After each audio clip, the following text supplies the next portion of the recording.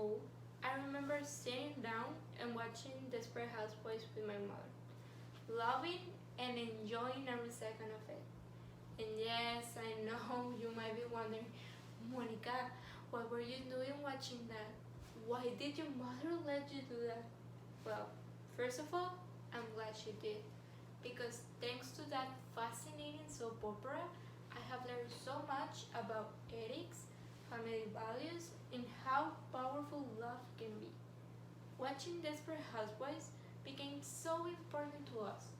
It was something that put a little bit of excitement into our chaotic routine. Yes, yet at that young age, I believe that everyone has a chaotic life in their own way. We all have problems, worries, chores to do. And at the end, all of that can turn into stress. And I don't want to alarm you, but according to the Global Organization for Stress, at least 74% of people have a stress that impacts their mental health.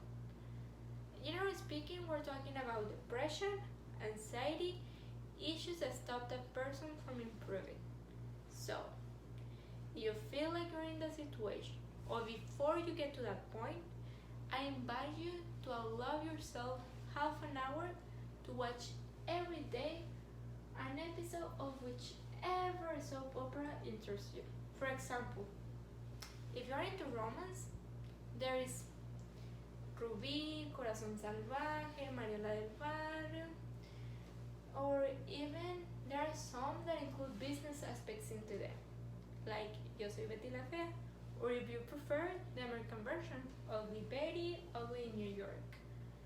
And whichever topic interests you, I'm pretty sure that there will be a soap opera for it. Now, let's imagine that you think that all of that time watching a soap opera is a waste of time because their bigness and exaggeration of life makes their lessons non-existent or small.